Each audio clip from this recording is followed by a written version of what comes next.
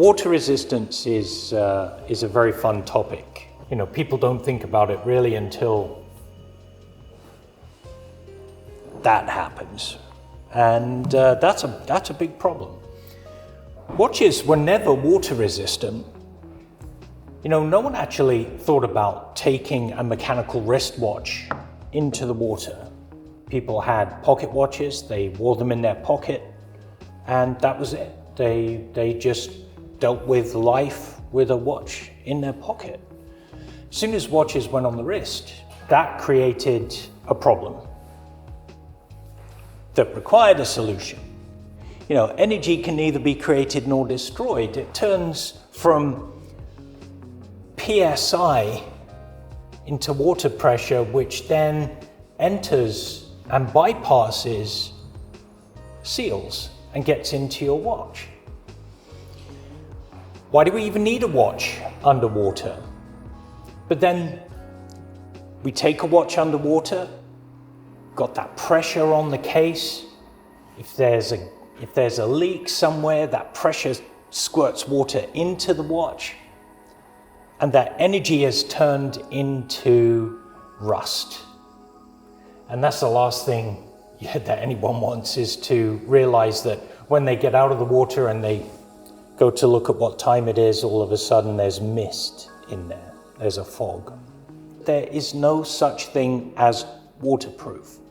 Well, unless you drop a solid steel ball into the water, that'll be waterproof. But there's nothing inside it, right? It's solid. It's a solid thing. With watches, they're not solid. The cases seem solid, right? But we'll see throughout this that that isn't the case.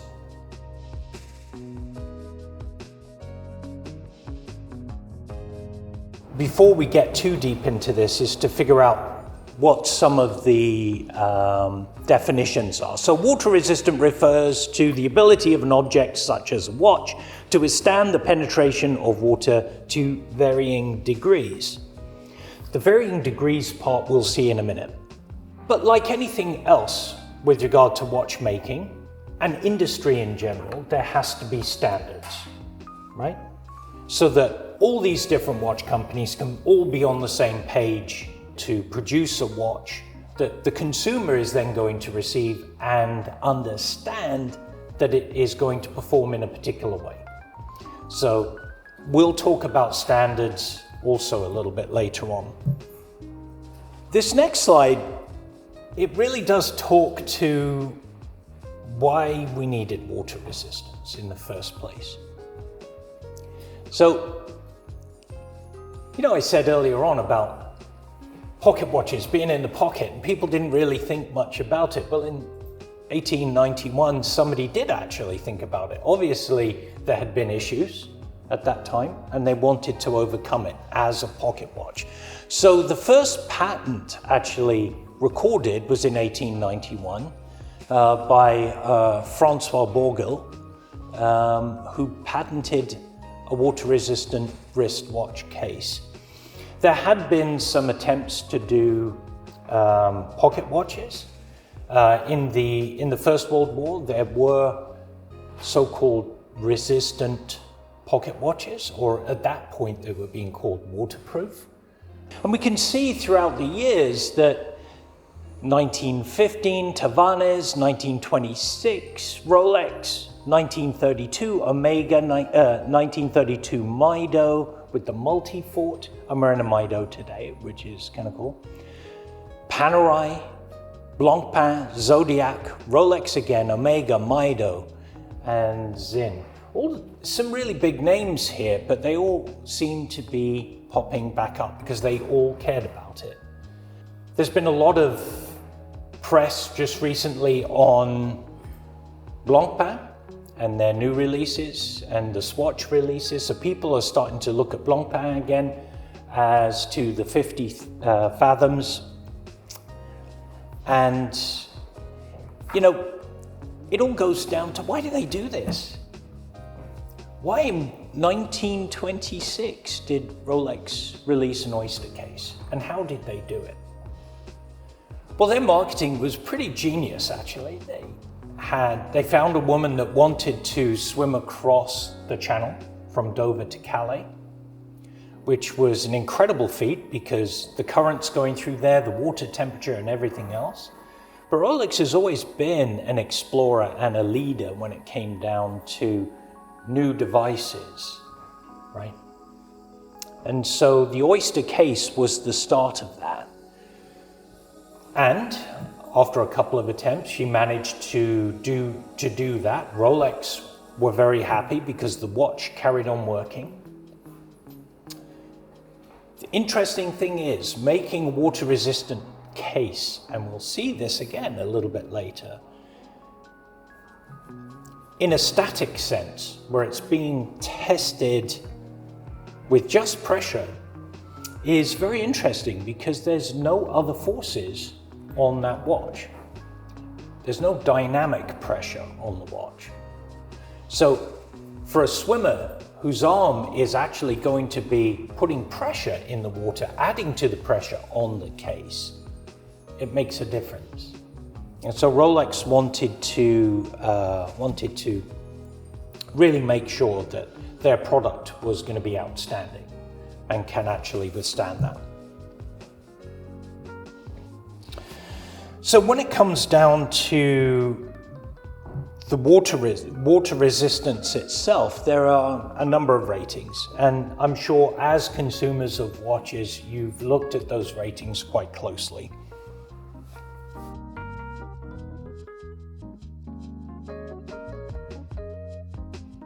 "30 meters is basically the first one, which is, when you're thinking about water resistance, 30 meters is actually quite deep. But in the watch world, it actually means not that very much. It means pretty much splash proof. But somebody that doesn't fully understand that and takes a watch to 30 meters and find it leaks, they don't really quite get it. So they're not suitable for swimming or diving. So it is a little bit misleading when you see a watch 30 meters. Oh, I should be able to go into the pool with that. I'm at most going to be going down to maybe 2 meters, maybe 3. That's it. So 10 times that, but it won't do it? Well, that's the watch world covering itself. When I say covering itself, it's more about what people say about their product in the end. Oh yeah, I took this 30-meter watch that they said was water resistant. I took it down to 6 feet and it leaked. Bad press, they don't want that.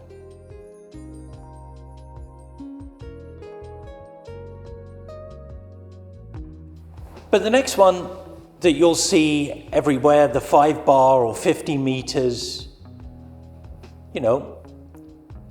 again, just to remind you that this is static, not dynamic, right? So this is being put into a pressure tester with water and seeing whether it will actually hold that resistance for that depth. So this one is good for showering. No real depth there, but there is dynamic pressure on the case from the water droplets. Swimming in shallow water, so you should, with a watch at 50 meters, be able to take that into the YMCA pool, go swimming for as long as you like, and everything will be fine. So recreational stuff. A 50-meter watch would not necessarily be good for sea doing, water skiing, that kind of stuff, because an impact of you falling into the water, the dynamic pressure is too great for that.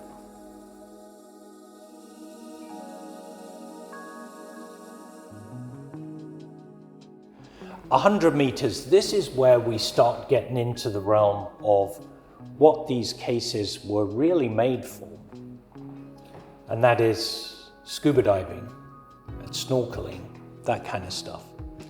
So shallow depths, but 100 meters, that's 330 feet. but only for shallow diving. If you find yourself at 330 feet, you should be scratching your head and wondering, why am I here?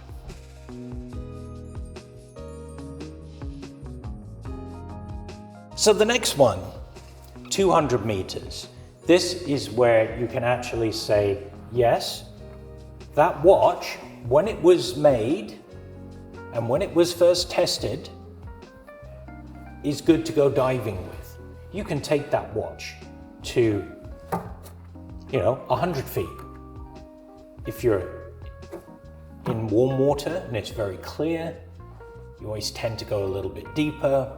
So 150 feet, you'll be good. You'll be able to get out of the water and your watch will be fine. But perhaps not. Perhaps not, because perhaps you've forgotten something. So you have to remember that there's always a limitation here. This is why nothing is waterproof, because there are limitations. We'll see the design considerations of a case in a minute, but ultimately, it's the user. It's the user and the equipment and the things that are surrounding that watch at that time that could make that watch leak. So if it leaks, it's not waterproof. This is why the word and the term water resistance is so important. So, like I was saying, all of these things are static.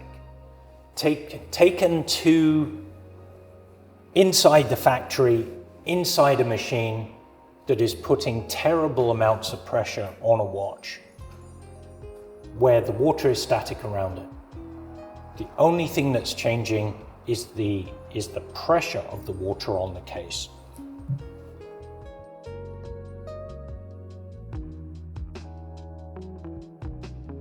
Rolex, in 1926, when it made its first oyster case, there were no standards.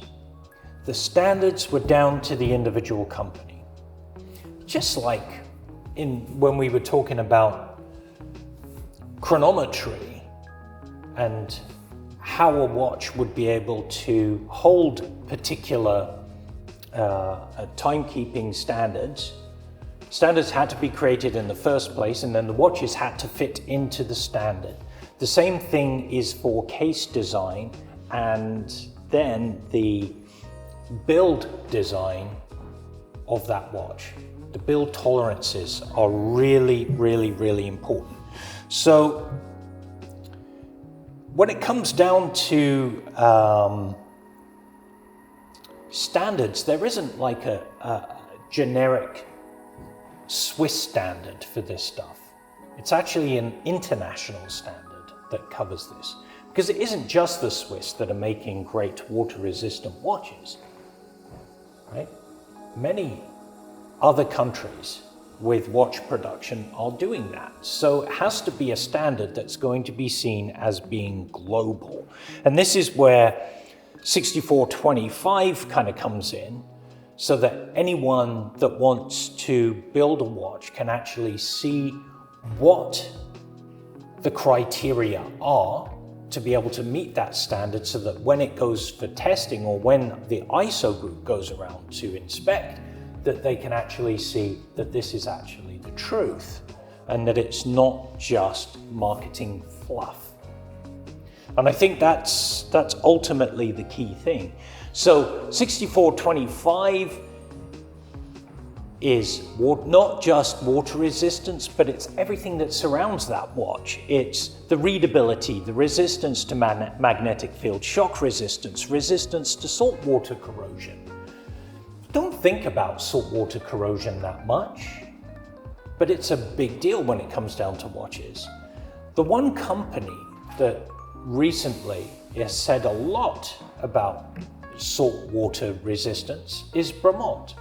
They're actively putting their watches through saltwater tests. That picture in the bottom right-hand corner is taken from that test, from that Vermont test, where they fill a chamber full of saltwater mist and they leave it on the watches. Salt can be rather corrosive, especially to gaskets. So the other thing 6425 deals with is the presence of a time pre-selection device to measure elapsed time underwater, or a bezel. Okay, so that is potentially a life-saving thing. And if we go back to when Blancpain and Rolex were first making their dive watches, the Submariner and everything else, that's a very important thing, because at that time there was no such thing as a dive computer. In fact, I don't even think there was a computer then at that time. So how does a person know how long they've been underwater? This is a very practical thing, because I don't know if any of you have done any diving, but ultimately, when you were learning to dive, which was fairly rare as recreational diving in the 50s, early 60s, the only documentation for diving and instruction that you could fall back on was the US Navy, because they were doing the most when it came down to research. And it was primary research. It was divers actually going underwater, and then they were doing physiological tests on them when they came back up.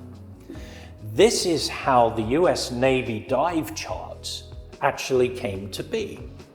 So it would say elapsed time for diving, how deep you were going, and how long you could actually stay there without having physiological issues. Physiological issues meaning decompression sickness, or the bends. When you're breathing compressed air at depth, as you come back up to the surface, that absorbed nitrogen in your bloodstream starts to expand because there's decreased pressure on you. If you think about a Coke bottle, for example, when you go to the supermarket, you look at a Coke bottle and you're like, it doesn't look fizzy to me, right? It isn't fizzy because it's under pressure. Those bubbles are under pressure. When you pop it open, all of a sudden then you're reducing the pressure on the contents and the bubbles start to appear. That's the same thing in the human body. So if you disregard those tables at that time, you were going to have anything from an embolism or the bends. The bends was called the bends because people, when they got it, those divers, when they got it, they were contorted, right? So the dive bezel to them was hugely important, hence the standard. So if you're going to put something on a watch, it has to meet a particular standard because people are going to be relying on it. These days, I don't know how many people are actually relying on it, right? Because they've got dive computers, or they've got the latest Apple Watch, which has a built-in dive computer, right? I wouldn't trust that underwater. I wouldn't put my life on that. But you have a proper dive computer. And now there's mixed gases as well that people are breathing. And not just recreational divers. All of a sudden you're strapping an instrument onto a diver that's going to be doing saturation diving. We'll get into that in a minute.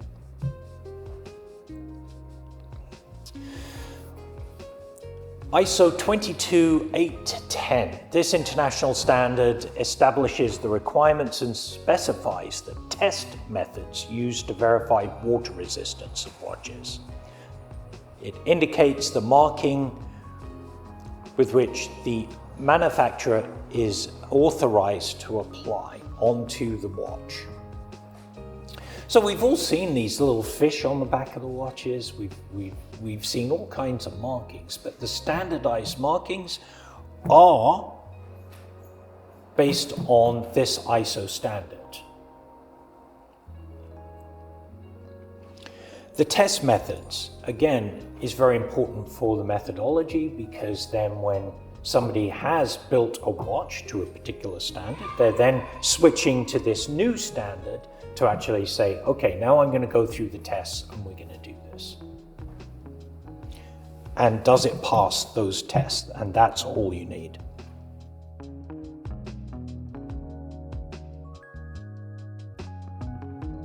It's very hard to make a case out of a solid block, because it's got to have a movement in it, it's got to have a dial in it, you've got to be able to see it, right? That's why these watches are not waterproof, they're only water resistant. So that having been said, the actual milling of cases is so precise, and this is only with modern cases, because the ability to be able to do this is very recent, that you can have a case that is water resistant without any seals, purely because of the high tolerances. However, it's not viable for production. It's not viable at all, right? It's going to be way too expensive. The machinery, the cost of running that machinery, pieces that you would have to throw out because something went wrong.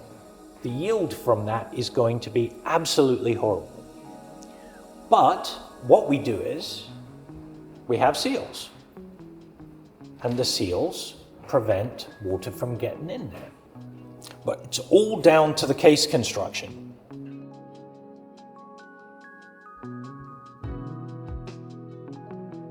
Most modern watches have some form of a seal, whether it's water resistant or not. Those seals are some form of rubber. For dust-proof watches, they're still sealed, right? You see I use that term dust-proof? Nothing's dust-proof. Even a water-resistant watch won't be dust-proof, because you've got to open it. You've got to pull the crown out. Dust can get in, especially with regard to a very lowly sealed watch, right?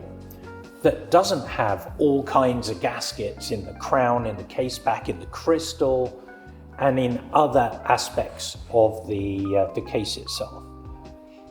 We'll talk about these additions to things that need to be sealed in a minute.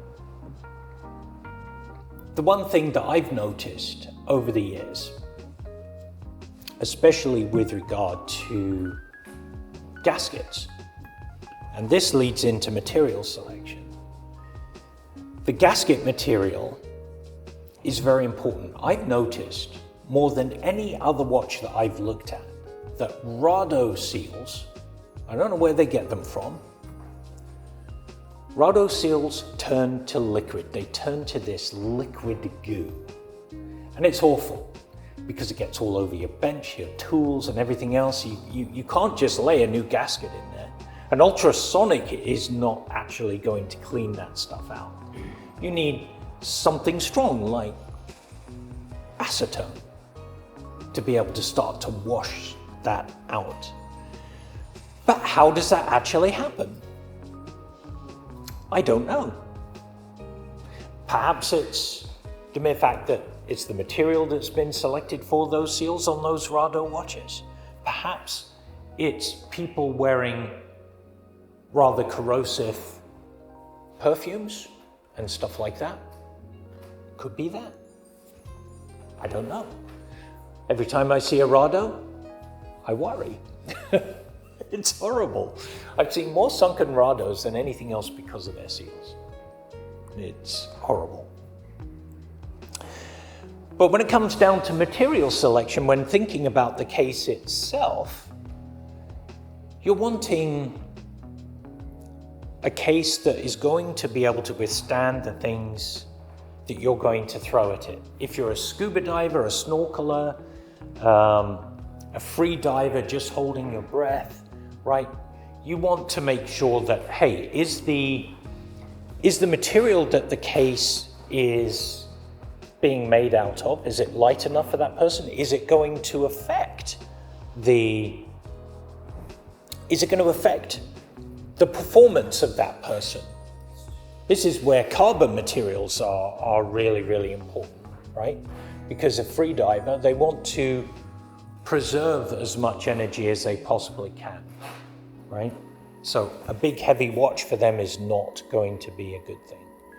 For a scuba diver, where there's lots of lead, steel, and stuff like that around the environment that they're strapped into, okay? You want to make sure that if that watch is knocked, if that crown is knocked, that it's not going to have, or it's going to have a minor effect on the watch itself and not affect the water resistancy. So this is where titanium comes in. Bronze? Oh, bronze. Don't get me started on bronze. Bronze is a very, very interesting material, but it changes.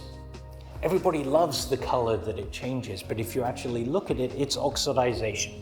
If there's oxidization there, it's another layer of something that isn't as strong as the original layer or case construction. And so one might say it's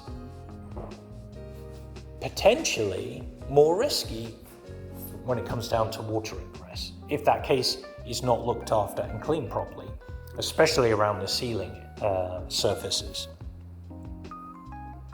So all of this ties into one thing. Can a manufacturer manufacture a case at a reasonable price that is going to be water resistant in the long run for the person that buys that watch, and for that person not to have to think about water resistancy every time they go in there, any time they go around water? Unfortunately, therein lies the problem. It's the human error. How many times, if you've been around water and you've worn your watch in the water, you've gone snorkeling somewhere nice, have you, in the middle of seeing a beautiful scene underwater, gone, look, did I screw my crown down? I know I have. It's a horrible feeling. It's like leaving the house thinking that you've left the stove on or something, right? You're halfway to the airport and it's nagging you so much. Imagine what that does to you underwater, right? Where you're thinking about your breathing, you're thinking about surviving in this very, very hostile environment. So just bear that in mind. It's a big issue. This is a big issue. Every time I see a watch that has multiple points of failure, it worries me. And if you see signs of water ingress in the sense of some kind of fogging on the inside of your glass, and then throughout the day you watch it disappear, don't think it's gone away, because it hasn't. That water's already started to damage the movement. So you need to deal with that stuff right away. And I'll tell you why and how at the end. So when you know that there are factors out there that are going to affect the water resistancy of your watch, and never say waterproof, because I keep putting on every slide waterproof doesn't exist, because I've got to get it through people's head, because the number of times I hear waterproofing, it's like, no, it's not. You are the person that ultimately is going to affect the water resistancy of your watch, each one of you. So you have to pay attention to that. In some cases, things like avoiding temperature extremes or being cognizant of that as being a thing you need to watch out for. Temperature extremes, you're saying? Yes.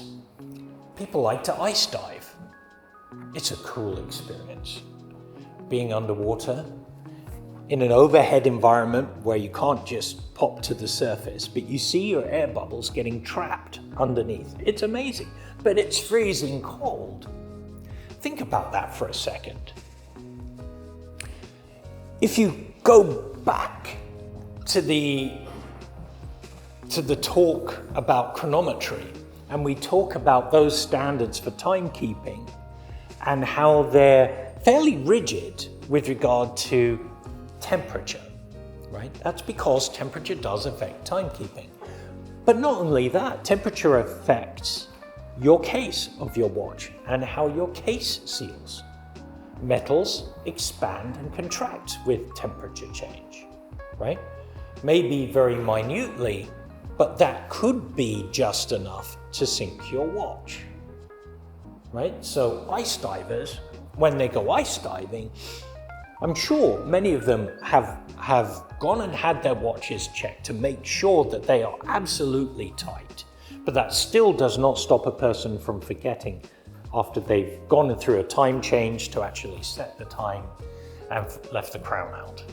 If you don't take care of your things, you're adding risk of failure. Anytime you're around salt water, that watch needs to be rinsed. Anytime you're around sand, the watch needs to be rinsed. Do not open your threaded crown anywhere near sand, because guess what? That thread has lubricant on it. The lubricant is going to be like glue to sand. Sand then becomes an abrasive.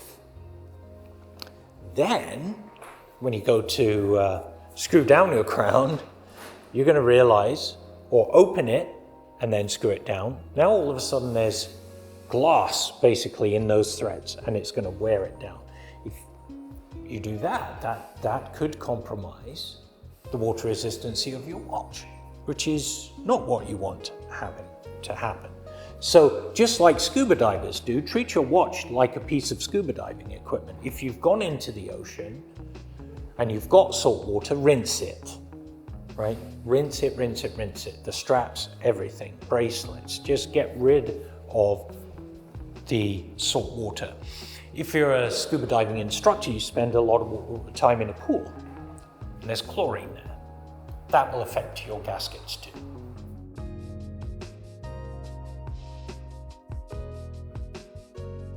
People will tend to bring their quartz watches in for battery changes. That's amazing, because then we're opening it up, we're checking the seals, we're re-lubricating the seals.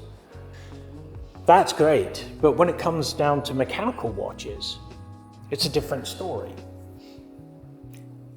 I hear a lot of people saying, yep, I got my Rolex watch. Now, you know what, it's been running for 30 years without fail.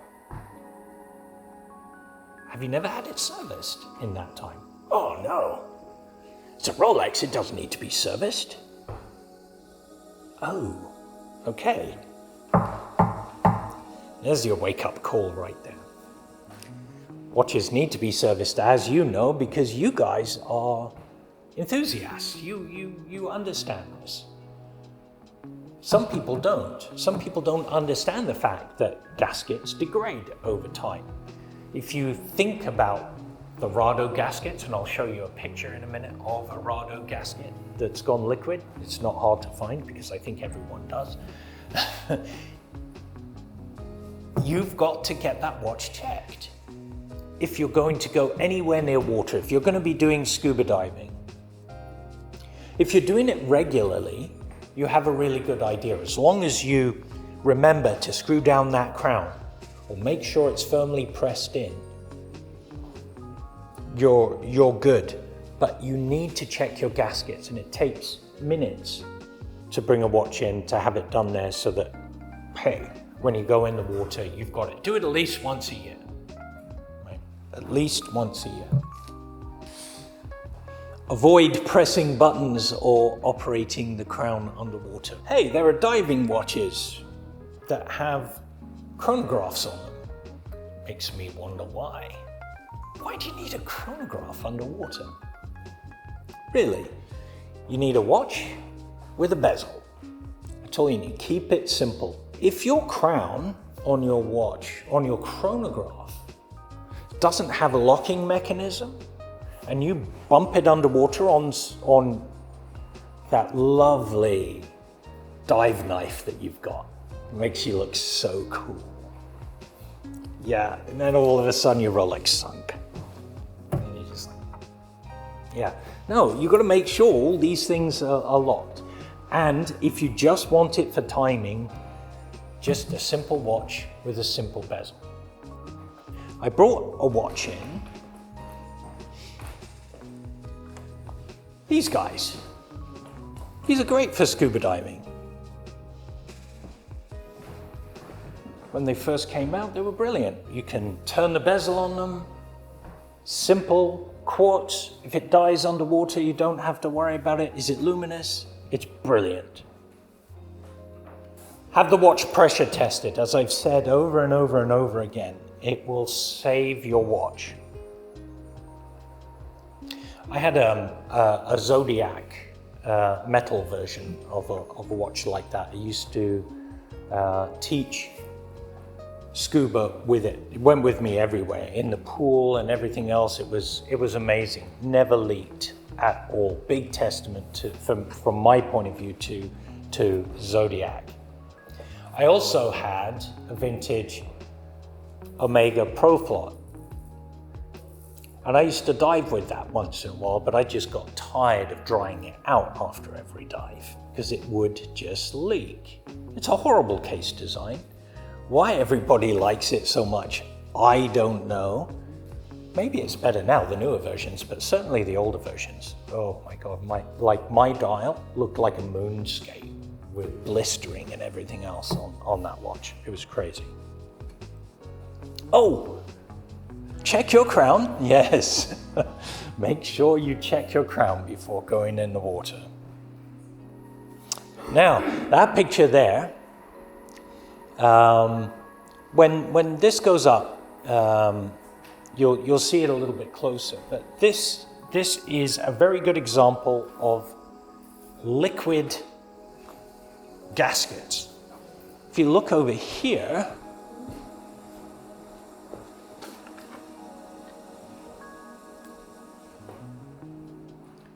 see all this black stuff?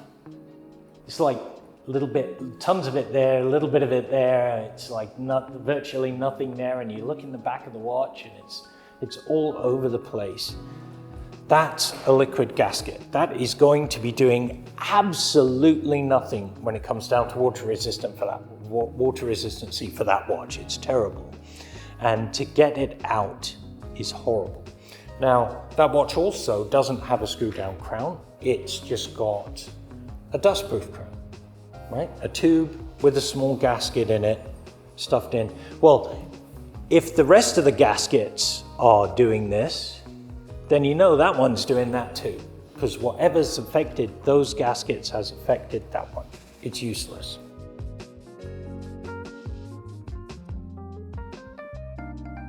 So case construction, there's been a lot of thought put into case construction. I mean, everything from your standard Rolex Oyster case, which is amazing, screw down crown, threaded case back, newer ones, sapphire crystals, older ones, plexi crystals, but they're all sealed in very particular ways. A different type of threaded case back. Putting threads on case backs were difficult at the time. But then you had other ones with press fit backs that were called compressor cases.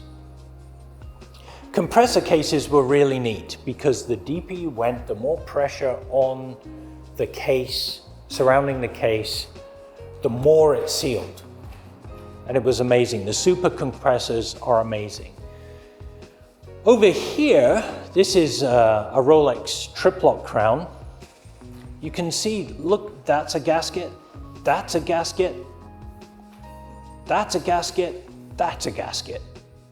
So they're going all out with regard to multiple gaskets to make sure water doesn't get in there. So potentially, even if you forget to screw down your crown, there's a lot of protection there. But it will not protect against dynamic pressure. Your arms moving through the water, things hitting the crown when it's out. Remember I said don't be pressing buttons underwater. That will squirt water potentially into the movement. Get out of the water, you see fogginess under the crystal. It's already affected your dial, it's affected your hands, and it's all in the case back too, for sure, right? A simple crown that is not threaded, it just has simple gaskets, one at the very inside of the crown itself, around the back of it, so that when it's pushed down and it touches the tube, which is right there, it makes a seal, and then there's a second gasket around the outside. Some don't even have that, they just rely on this seal. But as you saw with that Rado case, oh my goodness, right? What happens? How do you know that seal's good or not? You don't. You're not able to pull the crown out and inspect it, right? So you've got to be very careful with these things and understand them so you know what to do. Ah, yes, the Proflock case. Very impressive design, but no, I found never really worked that well. A monoblock case, everything came through the front of the watch. So that crystal, the crystal gaskets, all compressed by a threaded ring to keep everything down. Something very similar to that you'll see in Doxa watches too. But I have not come across many Doxa watches that have failed like Proflock. The other thing that Proflock was really cool about was the push buttons to lock the bezel. Locking bezels are great. When you're underwater and you're using dive tables and you're not, you don't have a dive computer, right? And that's even going back into the early 90s, right? Before dive computers, knocking that bezel would be a very bad thing for all the reasons that I said. Spending too long underwater, under pressure, coming up and getting the bends. Not good. So locking bezels were very, very, very important at the time. Here we go. So this is a Rolex case with the bezel removed.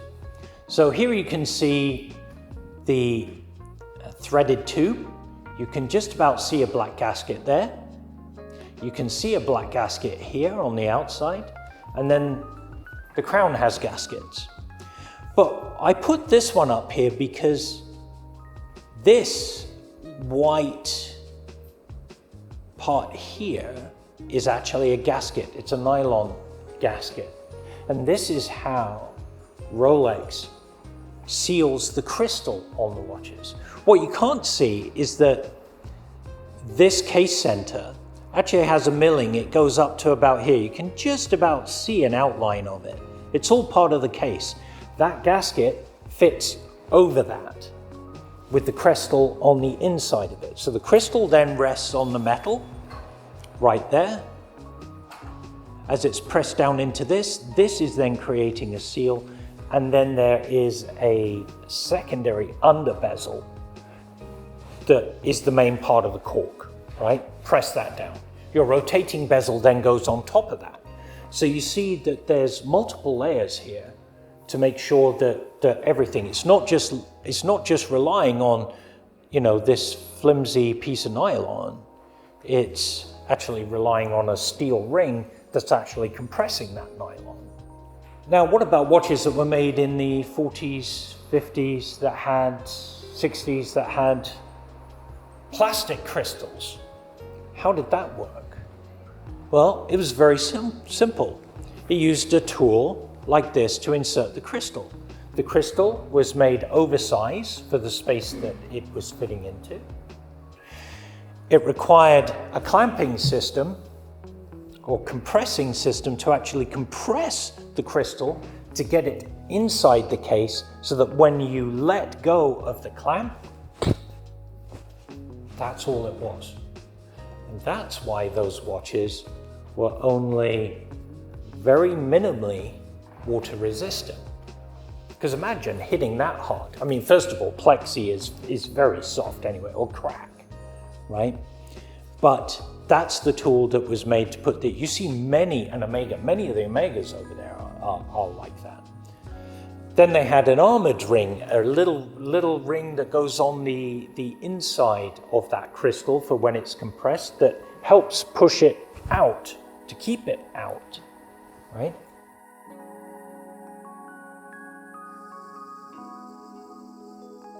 Going back to what I said earlier with regard to, additional things being put into the case for various reasons and functionality, it's adding to further points of failure. Every time you add something to a case, drill a hole in a case to add something, there will be it will be another point of failure. But sometimes there's just no choice other than to do that. And this is a really good example. This is a Rolex 5514. This is a Submariner with this hole in the side of the case. That is a gas escape valve. At that time, when this was made, it was called a helium escape valve. It was put there because of saturation divers. So if we go back to earlier in the conversation about different levels of diving requiring different tools, right? Saturation divers needed a particular type of case because when they were spending so much time underwater, not like recreational divers where you were just worried about the bends. First of all, you had other physiological things to worry about. The gases you were breathing, oxygen becomes toxic. So when you put oxygen under pressure, the partial pressure of the oxygen increases. You inhale an elevated partial pressure of oxygen, it will make you convulse and you will die. Okay? So when they're dealing with all these things, they're thinking, okay, well, what can we add as a filler so that we can reduce the amount of oxygen that's going to be inhaled at depth? This is not at the surface, but at depth, under pressure, to actually be non-toxic for the diver. So this is where argon came in. This is where helium ultimately came in. So if you ever watch like deep dive videos of saturation divers, they go down in a bell and then all of a sudden their voices change because of the helium that's in the air, because they can't breathe the kind of oxygen that you would breathe at the surface. It has to be reduced but filled with an inert gas, which is helium. Problem is that helium is getting into the inside of the case, because helium is much thinner, it's less dense than water. So where a watch can actually be resistant to water, it won't be resistant to helium or argon. So over time, when a diver goes out, so it goes down in a dive bell, right, with his dive buddies to work on an oil rig. So they go down, they spend hours there, 600 feet. They can't just come back up to the surface, because what's going to happen? It's going to be like opening up that Coke bottle down. Their whole body will fizz with gas and they will die. So what ends up happening is that they have to very, very slowly reduce the ambient pressure around the diver so that the body can metabolize that gas. The body is amazing at doing that. The longer you're underwater, the more gas is absorbed into your soft tissues and your hard tissues, like your bone, but it will come out under reduced pressure, and you don't want it coming out quickly.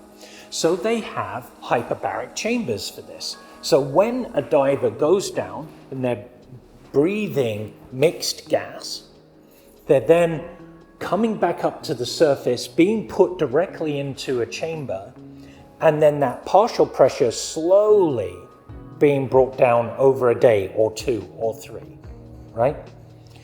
Problem is, a watch cannot metabolize inert gases like that. It stays there.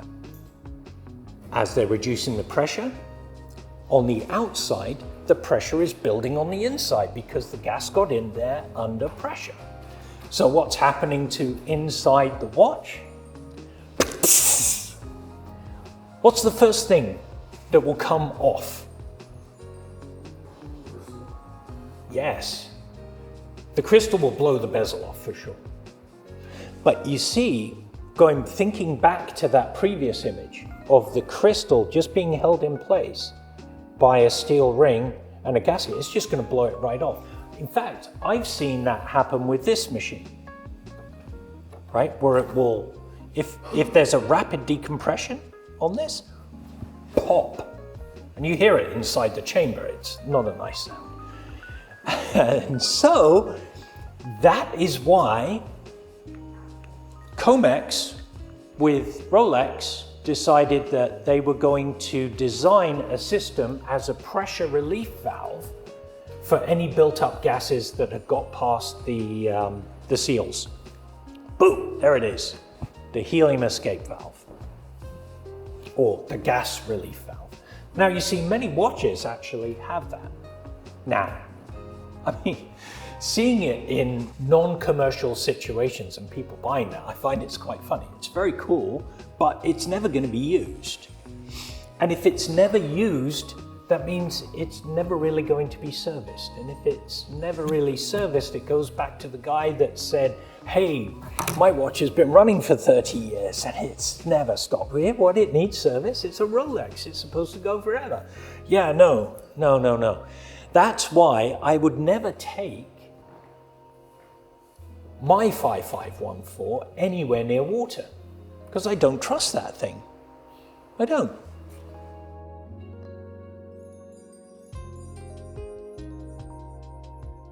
So when it comes down to construction, people are doing some things which are useful for watches. So Zinn came up with a way to reduce the fog on the inside of a crystal. So if some water did get in there, or water vapor got into the watch, they would have a mechanism, a countermeasure there, to actually absorb that. And that's where the AR technology actually comes in. So what they do is they have drilled a little hole into the side of the case. And in that little hole,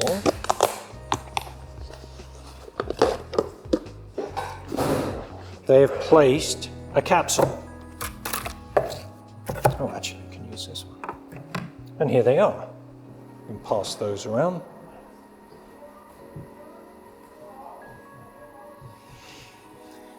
So because there's a hole in the case, that has to be sealed. So there are gaskets there. But they too can fail. So if this isn't serviced regularly, that's it. So what happens is, you go on vacation, you go to somewhere that is really, really hot and humid. You've got a time change. You pop open your crown, you change your date maybe, you change the time, you put the crown back in, tighten it up. What you haven't realized is that because the environment is so humid, I don't know if any of you have ever gone to Atlanta on the East Coast. Oh my God, I've never been to a more humid place. It's ridiculous. You get out of the plane and you think you're breathing some aerated water with air. It's horrible. It hits you. It's disgusting, right? But you open up your crown, and you're going to let that humidity get in there, into the case. So this little capsule has a little salt desiccant in it, that actually dries up any humidity that goes there. But not only that, it tells you when it's at capacity, when it's absorbed as much as it possibly can over time. And that's where the color changes. And here are the little capsules. And we have a device here, this device.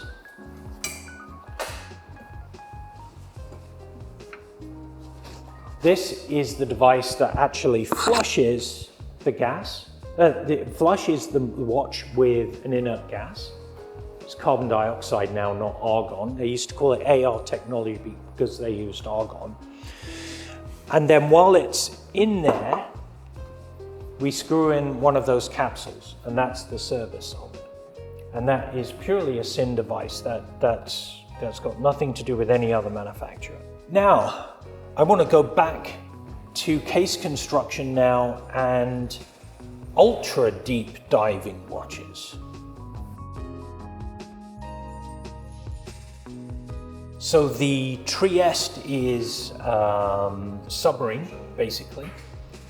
I think one of the first ultra deep diving watches that went down to the Marianas Trench in the 50s.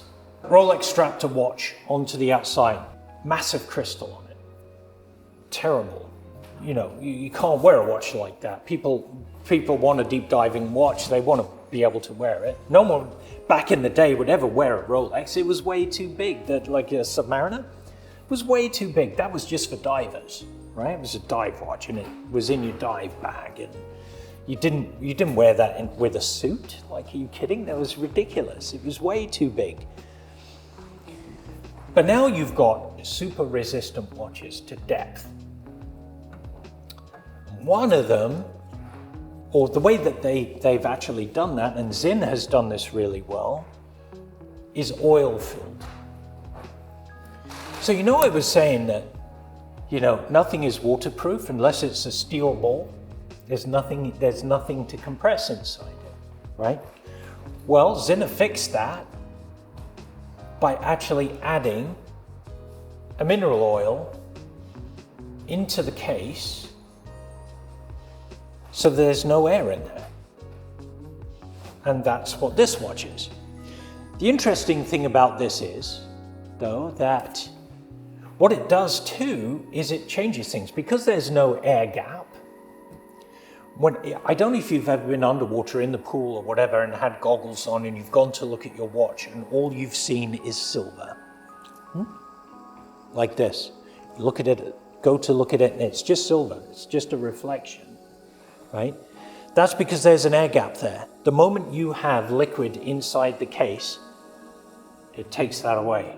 There's no air gap. You can see that watch at any angle underwater. But more importantly is that watch will be resistant to pressure much more than a watch that actually has an air gap between the crystal and the dial.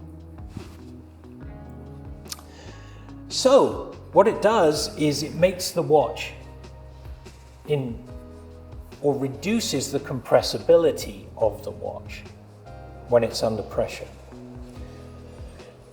Problem that they found though was that, hey, that's great. We can fill a watch with this oil and it can be rated down to 5,000 feet.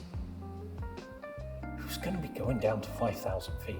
And if you are at 5,000 feet, you're done for. There's something very bad, very, very bad has happened. And do you really want to be looking at your watch at that point? No, I don't think so.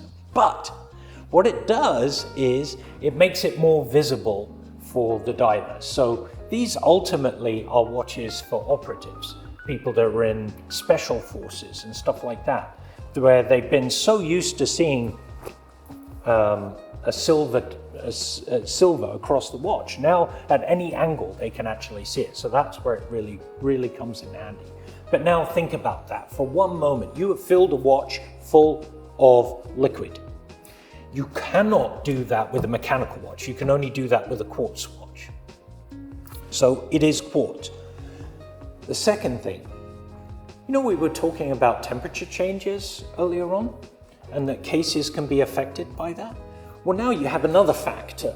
You have oil, a vast amount of oil inside that watch, which is going to expand and contract, right? So what happens when you take that watch into a really warm environment? What happens if you take that watch into a sauna? That liquid's going to heat up. It's going to expand. Remember talking about helium and crystals bursting off? How did they get through that problem? What was the solution for them? I'll tell you. It was an ingenious design with regard to the case back. The case back acts like a little bit of a bellows. So the case back is actually two pieces. The outer ring and then an inner ring. And that inner ring is compressible. So it can expand and it can contract. So when you're in a warm environment, the oil has a place to go and not through the crystal, right? It just presses on the case back, and that center part of the case back just comes out a little bit, right? It's amazing. When you actually have one of those in your hand, you can press it with your thumb. It's a very, very, very cool design. But then other things like locking bezels and depth gauges. Depth gauges, for the most part, require ingress of water, right, into a chamber so that you can actually see how deep you are. And the calibration is of the scale where you're actually seeing the water, right? Because out of the water, that tube is just full of air. But then water gets in through a hole and then starts to fill that chamber, and then you can see it moving, right? The deeper you go, which is really cool. But it requires ingress of water. And you just hope that that doesn't sort of go beyond the tube that's in there. But yeah, really cool. Boyle's law right there. Now, I was going to do a demonstration, and I was... What was the term that you said for me not being able to find the watch? I'm so goddamn good at my job, I couldn't find a watch that leaked. And I was really hoping to find something. I was even pulling crowns out and stuff like that. It was just like, oh my God, I can't do it. But what we have here is a tool that is an industry standard now.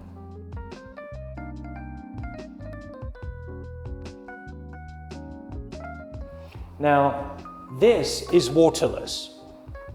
This is an old Rolex tool called an attachoscope, and that would be filled with water. So if you were trying to see if a watch was leaking, you drop the watch into this. Now, it has the ability, because it's got this lever, to compress air inside there.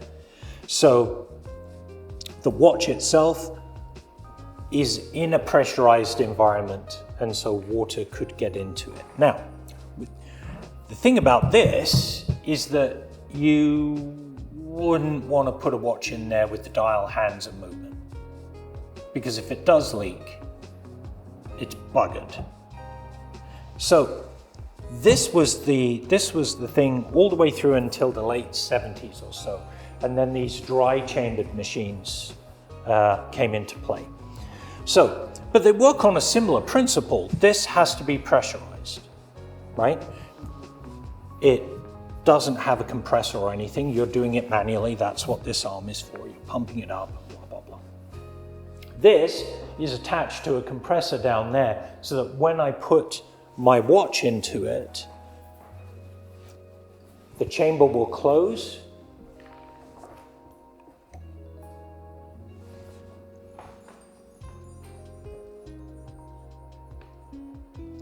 And it will start to make noises.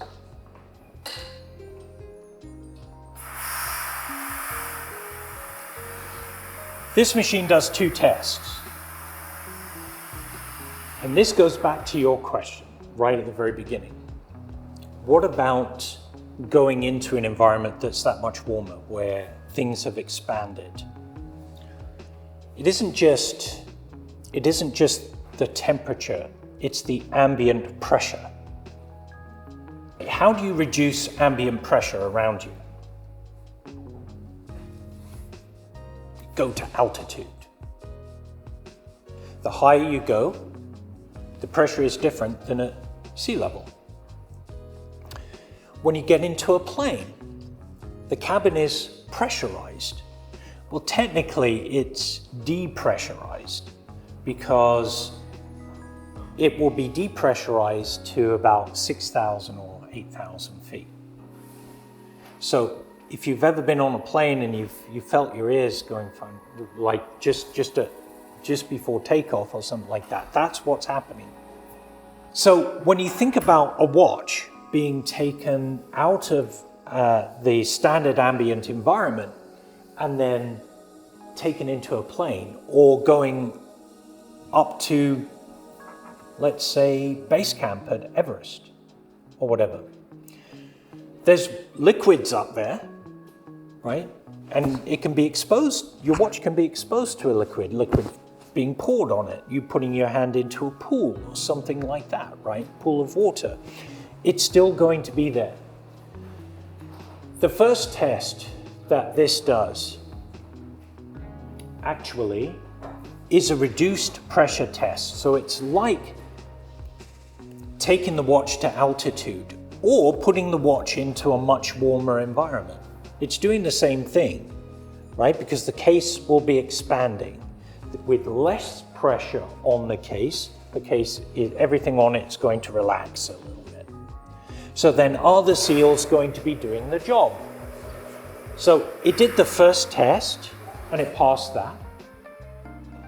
The second test that it does is a pressurized test. So this is like taking the watch underwater, or, a saturation diver being in a chamber where there's increased pressure and they're slowly starting to reduce it.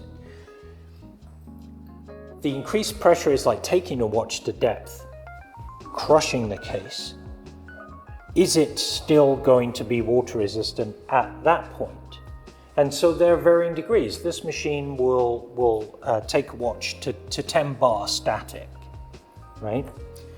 So then at that point you can tell. This is nice because you get a very, very obvious result. Red light in the back would mean fail, so I can see it from over there, whether it passes or fails. Green is pass. Red fail, green pass. Nice. And then it prints out the thing. Now, if it fails, this machine is really incredible because you can do a second test on it where it will put the watch into a pressurized environment for a certain period of time.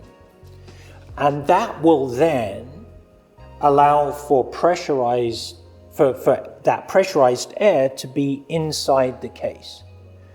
You can then quite carefully take the watch from here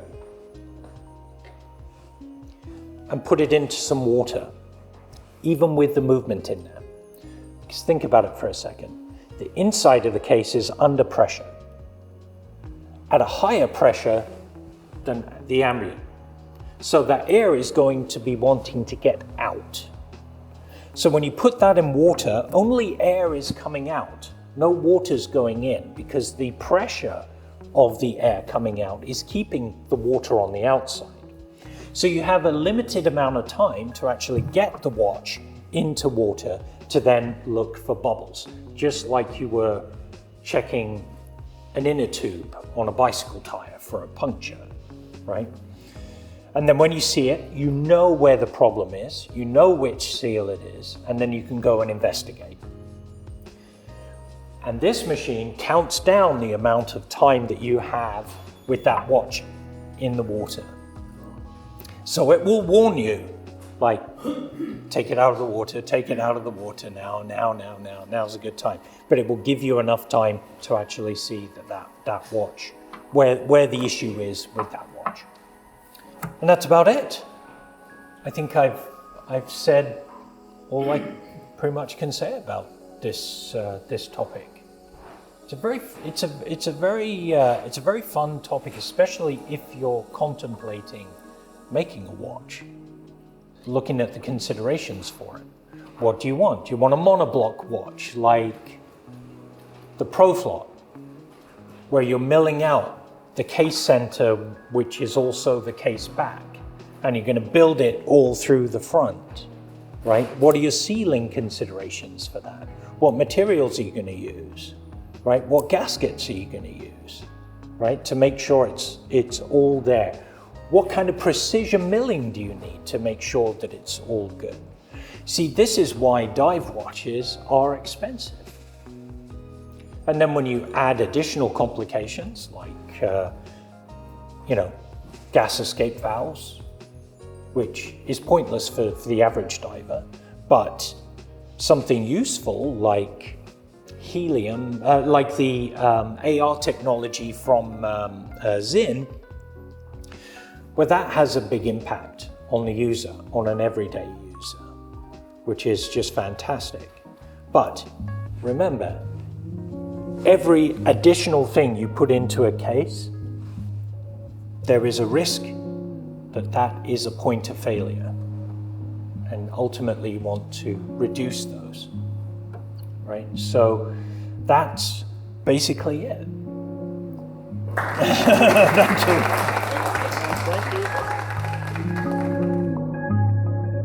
Hello everyone, this is Jason, and I want to thank you for being with us today listening to the Roldorf Cafe podcast.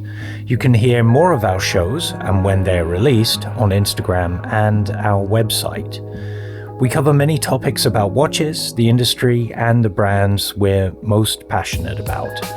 You can find the Roldorf shop at 307 West Cordova in Gastown in Vancouver, and we'd be delighted to welcome you and talk watches. Visit our website for more information at roldorf.co.